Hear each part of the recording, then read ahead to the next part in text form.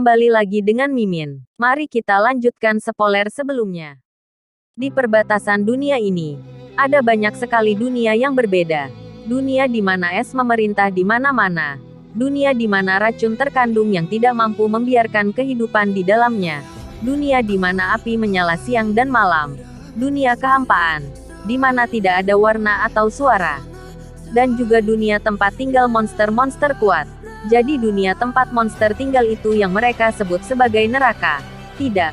Kami menganggap semua dunia di luar sana adalah neraka. Beta mengangguk dan terus mendengarkan. Semua neraka berputar pada satu titik sebagai pusatnya.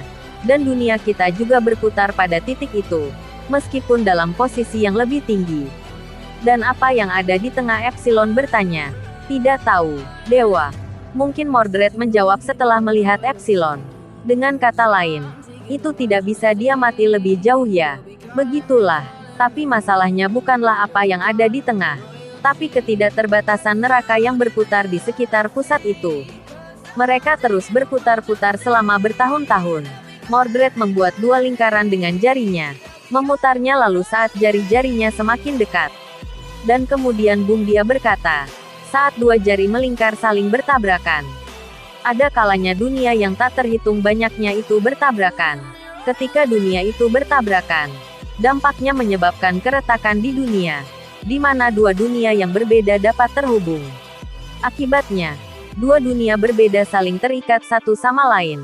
Dunia terhubung dan terikat. Beta bergumam. Aku akan memberi contoh. Ketika kami meninjau catatan dunia 10 juta tahun yang lalu, kami menyadari bahwa pada saat itu, kekuatan sihir tidak ada. Tidak ada dimanapun di dunia ini. Jadi dari mana kekuatan sihir itu berasal? Dari neraka. Mungkin, kekuatan sihir tidak muncul di dunia ini dalam semalam. Begitu juga dengan kekuatan sihir datang dari dunia luar. Dari neraka. Dunia iblis ketika terhubung dengan dunia ini. Memberikan kekuatan sihir dalam jumlah besar pada dunia ini. Akibatnya, ekologi di dunia ini bermutasi secara drastis. Jadi itulah yang menyebabkan punahnya naga. Mordred mengangguk sambil mengangkat alis. Tepat, sebelumnya dunia didominasi oleh naga. Yang ada saat ini hanyalah bayangan dari mereka yang disebut naga purba. Tapi naga-naga itu dari waktu ke waktu, mereka punah. Ya, 10 juta tahun yang lalu, mereka tidak bisa beradaptasi dengan kekuatan magis yang muncul ke dunia itu dari dunia iblis. Dan mereka yang beradaptasi, yang berkembang bukannya naga, itu kami, manusia. Kedua gadis dari 7 Sades itu mengangguk saat mereka mendengarkan kata-kata Mordred. Mereka mungkin sudah tahu sebagian besar hal yang dia katakan. Karena itu, mereka berkata kami ingin jawaban. Tetapi untuk Rose yang tidak tahu sedikit pun apa yang mereka bicarakan, dia mencoba yang terbaik untuk memahami percakapan mereka. Meskipun itu bukan satu-satunya hal yang datang dari dunia iblis. Maksudmu monster? Benar. Mordred mengangguk. Ada dua hipotesis tentang asal mula monster. Salah satunya terkenal dalam bidang ilmiah dunia ini. Mereka adalah hewan di dunia ini termutasi oleh kekuatan sihir. Tetapi hipotesis ini memiliki banyak ketidakkonsistenan. Yang utama adalah monster dan hewan secara biologis berbeda. Juga, mungkinkah hewan bermutasi menjadi monster hanya dengan kekuatan sihir? Sepertinya tidak mungkin. Monster hidup dengan alasan yang berbeda dari kita. Dan pada saat yang sama, dengan hukum yang berbeda dari hewan. Selain itu, kami bertanya-tanya bahwa mungkin mereka bukan satu-satunya yang datang dari dunia lain. Mungkin kita manusia juga datang ke dunia ini dengan cara itu. Apa manusia juga? Beta untuk pertama kalinya membuat wajah terkejut. Jadi Mordred tersenyum. Manusia masih menyembunyikan banyak misteri. Lagi pula, di dunia ini, kita adalah satu-satunya yang paling berkuasa atas dasar kecerdasan yang luar biasa. Hanya manusia yang berbeda dari makhluk hidup lainnya di dunia ini. Jadi, apa kita, manusia benar-benar berasal dari dunia ini? Mordred bertanya. Tapi tidak ada yang tahu bagaimana menjawabnya. Dunia iblis mengirimkan banyak hal ke dunia kita. Tapi dengan cara yang sama, dunia kita juga mengirimkan sesuatu ke dunia iblis. Itu sebabnya sesuatu menghilang. Tepat, dahulu kala, seluruh kerajaan menghilang dalam semalam. Aku bertanya-tanya kemana perginya negara yang disebut Atlantis itu. Dunia iblis. Itu akan menjadi jawaban yang paling mendekati. Apa kau mengerti sekarang? Dunia kita dan dunia iblis berada dalam kontak dan gangguan yang konstan. Kultus mengawasi semua ini dengan seksama. Jadi, iblis Diabolos juga berasal dari dunia iblis. Tidak mesti. Iblis Diabolos adalah seseorang yang lahir dan ada di dunia ini. Padahal aslinya bukan. Aslinya bukan. Monster itu adalah sumber iblis Diabolos. Begitu ya, spekulasi kami benar. Beta dan Epsilon bertukar pandang dan mengangguk. Kuku iblis Diabolos asli berasal dari dunia iblis. Kami mengamati dunia itu dan kami menyebutnya neraka pertama. Neraka pertama, dan lebih jauh di bawah adalah neraka keempat di mana Ragnarok adalah rajanya. Sekarang apa kau mengerti? Dia tidak akan pernah bisa dikalahkan oleh manusia, Mordred berkata sambil tertawa. Baiklah. Mari kita lanjutkan dengan jawaban lainnya. Kau ingin tahu apa itu Black Rose, kan? Setelah kedua gadis dari 7 Sades itu bertatapan dan mengangguk, Beta berkata, Black Rose adalah pintu yang menyatukan dunia ini dengan dunia iblis. Tepat, Mordred berkata sambil tersenyum. Black Rose memusnahkan 100.000 prajurit dari Belgata, meskipun itu tidak lebih dari kebetulan.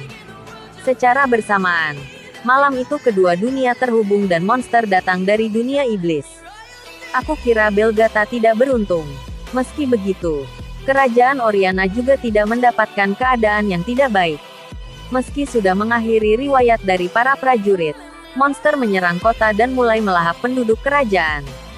Jika tidak ada yang menutup pintu segera, bisa dipastikan bahwa kerajaan Oriana akan dimusnahkan malam itu juga. Kemudian kultus Diabolos mengambil kesempatan untuk merebut kerajaan Oriana. Jadi kalian tahu tentang itu. Aku tidak suka cara kalian mengatakannya. Tapi kami adalah orang-orang yang membantu mereka menutup pintu. Sederhananya, kami, kultus, menyelamatkan kerajaan ini. Berkat fakta bahwa kita mengendalikan Black Rose, kerajaan ini berhasil bertahan. Jadi tidak ada salahnya menagih apa yang pantas kita terima. Menagih. Rose ikut menimbrung dalam percakapan. Dia tidak bisa menahan diri. Benar, permintaan kami adalah darah-darah keluarga kerajaan. Keluarga kerajaan Oriana memiliki banyak darah yang diwarisi dari salah satu pahlawan yang mengalahkan iblis Diabolos. Mereka menginginkan darah itu. Dan jelas, untuk penelitian. Kata Beta, darah jangan bilang kalau. Benar. Maksudku adalah dirimu, Rose Oriana. Di dalam keluarga kerajaan, kau adalah orang yang lahir dengan kekuatan sihir terbesar. Mereka seharusnya menyerahkanmu kepada kami ketika kau masih bayi. Tapi raja yang bodoh itu menolak. Bukan itu saja yang diminta kultus. Mereka memerintahkan kerajaan untuk memungut pajak yang besar untuk mereka. Dan bahkan memonopoli seni hanya untuk kesenangan kultus. Belum lagi, dengan penghinaan terhadap ksatria sihir. Tidak ada yang bisa melakukan revolusi melawan kultus. Ayahmu mencoba melepaskan dirinya dari semua itu. Jadi dia mencari aliansi dengan kerajaan Midgard dan mencoba untuk memperbaiki kerajaan dari dalam. Untuk memutuskan semua hubungan dengan kultus tersebut. Sebab itulah dia berakhir dibunuh. Jadi dia memberiku izin untuk belajar di Midgard. Untuk ucap Rose bingung. Bibirnya bergetar. Kamu sudah aman sekarang. Tenanglah. Suatu hari aku tahu harus memberitahumu akan hal ini. Tapi tidak kusangka semua ini datang lebih cepat dari yang kukira. Beta berkata, melihat ke bawah. Dia adalah raja yang bodoh tapi baiklah. Kami masih bisa memanfaatkan situasi ini. Untungnya, pintu Black Rose masih belum stabil. Kami belum dapat menemukan dengan dunia mana dia akan terhubung saat ini. Meskipun akan lebih sulit untuk ditangani. Rencananya kerajaan Oriana berada di bawah kendali langsung dari kultus secara total. Dengan begitu, penelitian kami akan berlanjut. Dan, aku tidak akan membiarkanmu. Suara dengan nada pelan mencapai telinga Mordred. Itu adalah suara pelan. Tapi tidak biasa. Aku akan mewarisi keinginan ayahku. Akulah yang akan memulihkan kerajaan Oriana. Gadis bergaun putih, Rose, berdiri dengan kota yang diselimuti kegelapan di belakangnya. Di matanya ada keinginan yang membara. Percuma saja, kerajaan ini akan benar-benar dibakar oleh Ragnarok, kata Mordred sambil tersenyum. Tetapi pada saat itu juga, Suara yang keras datang dari langit. Apa? Tidak ada yang mengenali raungan apa itu. Tapi gadis-gadis di tempat itu seketika melompat dan meninggalkan tempat itu. Semua orang pergi, kecuali Mordred yang terluka. Kaki kanannya tertindas oleh kobaran api yang jatuh dari langit. Dia mencoba merangkak, tapi tidak bisa kabur. Apa-apaan ini, apa-apaan ini? Dia menendang kobaran api yang ada di kakinya. Itu adalah lengan yang besar. Lengan kanan berbentuk aneh. Tidak berbentuk dan merah terbakar seperti darah. Mordred akhirnya berhasil mengeluarkan kaki kanannya dari sana dan kemudian melihat ke arah kumpulan api. Apa itu Ragnarok? Mordred berkata dengan heran. Tidak peduli berapa kali dia membuka dan menutup matanya. Api itu tidak diragukan lagi adalah lengan Ragnarok. Lupakan saja. Itu hanya lengannya. Raja Neraka keempat tidak akan kalah dengan sesuatu seperti. Kemudian kobaran api lain jatuh dari langit. Sesuatu yang jatuh bersamaan dengan suara keras adalah lengan kirinya. Ini konyol, apa yang terjadi? Mordred melangkah mundur. Kemudian, sambil mundur seolah mencoba melarikan diri dari kenyataan di depan matanya, dia menuju ke tempat elf berambut perak berdiri. Tampaknya si bodoh itu ternyata kau. Sekarang apa kau sudah melihatnya? Selama ini kau hanya menari di telapak tangan Sado sama, kata Beta, menatapnya dengan kasihan. Kemudian dengan kecepatan luar biasa dia menggerakkan tangannya, menulis sesuatu di buku catatan. Menari di telapak tangannya. Jika kau berpikir tentang mengapa kami datang dengan persiapan yang matang, mengapa kami tanggap terhadap kemunculan Black Rose dan mengapa dia memiliki kunci, kau seharusnya tahu akan hal itu. Mustahil, apa kau bilang bahwa dia sudah tahu dari awal? Kata Mordred tenggelam dalam kebingungan. Begitulah, meski aku menyadarinya, dia membiarkan. Pada saat itu Mordred berhenti, menyadari sesuatu. Apa dia hanya mempermainkan kami? Apa dia berencana untuk menghancurkan Black Rose sepenuhnya dari awal? Mordred berteriak keheranan. Jawabannya adalah senyuman Beta dan Epsilon. Itu mustahil. Aku tahu betul. Tidak mungkin Ragnarok punya. Saat itu, kobaran api lain jatuh dari langit. Pertama, sayap, turun seperti bunga layu. Lalu 2 kaki dan 1 ekor. Itu semua jatuh dengan tragis. Seperti ranting mati dari pohon tua. Akhirnya tubuh monster itu jatuh. Di sampingnya adalah seorang pria berjubah hitam.